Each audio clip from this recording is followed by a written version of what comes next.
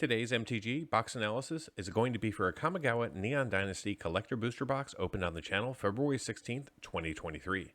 In this analysis, we're going to cover the cards that are eligible to be pulled out of a Collector Booster Box, as well as the cards we observed during the opening. We'll then take a look at set coverage, coverage by rarity, as well as duplication. From a value perspective, we'll look at the set value, and then we'll look at the actual observed value in this box, and we'll close it out with a summary. Then we'll take a brief look at a comparison of this collector booster box versus one that was opened previously on the channel. If you want to go deeper into the analysis and see all of the metrics for this box, plus at least 80 others, simply join the channel at the Give Me the Data level. Let's kick things off by taking a look at what we saw in this box versus what we could have seen. This chart shows all the non-foils that we saw in green, the foils that we saw in orange, and the set in gray as the baseline. In the non-foil space, we were eligible to see everything from the showcase category over to the extended art category on the chart.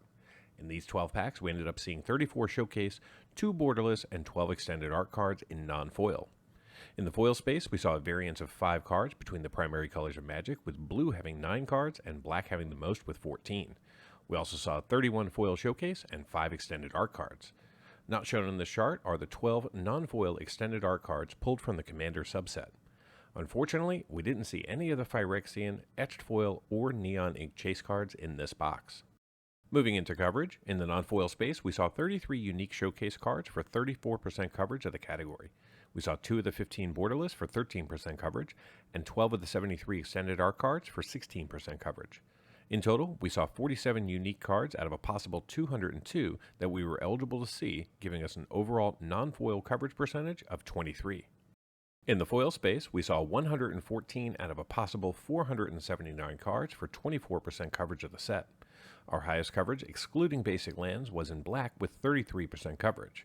It is also important to note that we saw every single one of the full art Japanese alternate art basic lands in this box. Pivoting to coverage by rarity, in the non-foil space, we saw 94% of the commons and 47% of the uncommons that we were eligible to see in the collector booster box. We also saw 21 rares for 17% coverage and 3 mythics for 7% coverage. In the foil space, we saw 31% of the commons, 37% of the uncommons, 20 rares for 11% coverage, and 4 mythics for 7% coverage. From the main set, this box contained 41 rares and 7 mythics. From the Commander subset, we saw an additional 11 rares and a single mythic. This brought the grand total for the box up to 52 rares and 8 mythics in these 12 packs. Duplication in this booster box was very low. However, we did see repeats coming in from the main set, the full art basic lands, and in the showcase category. Overall, 7 cards were repeated twice for a box duplication rate of 4%. Before we take a look at the value that we saw in this box, let's baseline with a look at the market value of the Neon Dynasty set. This chart shows all 494 cards that can be pulled out of a collector booster pack, either in non-foil or foil. This is broken down by color, category, and using dollar ranges, based on February 16th, 2023 market prices.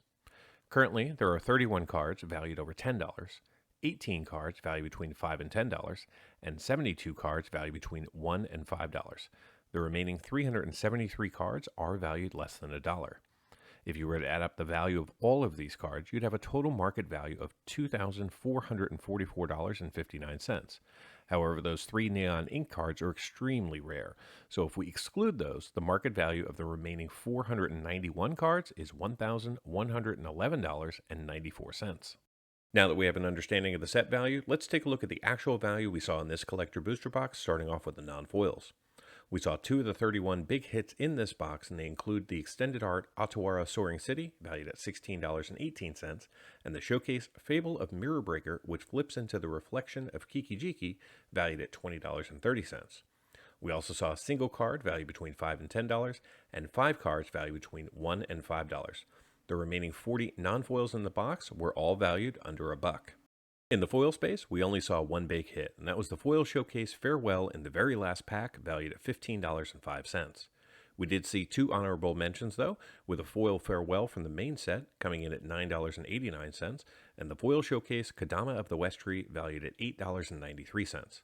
We also saw 22 foils valued over $1, but the remaining 94 foils in the box were all valued less than $1. So how did this box perform?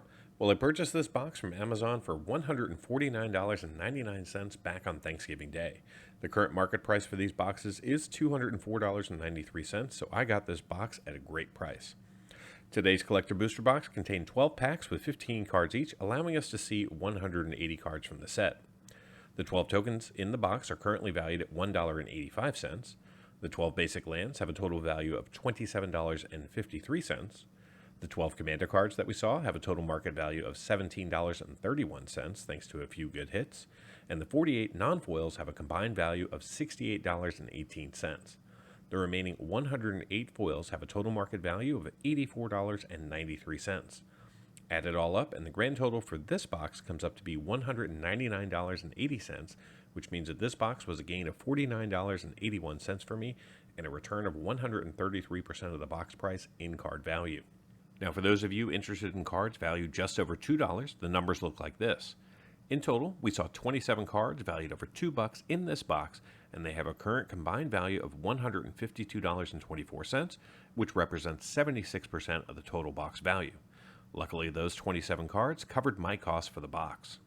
And finally, I wanted to share the results of today's Collector Booster Box against the one that I opened on the channel September 28th of last year.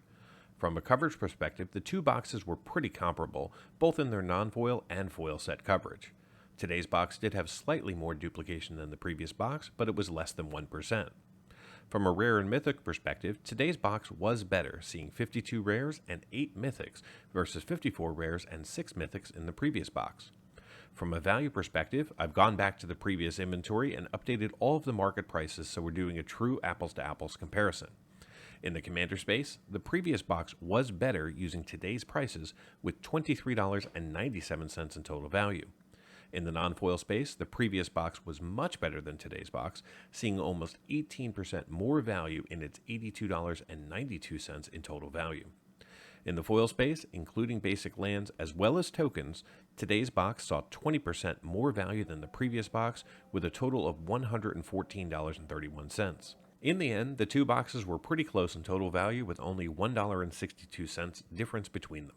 Based on the price I paid though, today's box is the clear victor with an actual return of $49.81, whereas the previous box was a loss of over $30. This led to today's box seeing a return of 133% of its purchase price in card value, and the previous box only seeing 86%. Thank you so much for watching. I hope you've enjoyed this look back at Kamigawa Neon Dynasty on the 1-year anniversary. Until next time, do something amazing.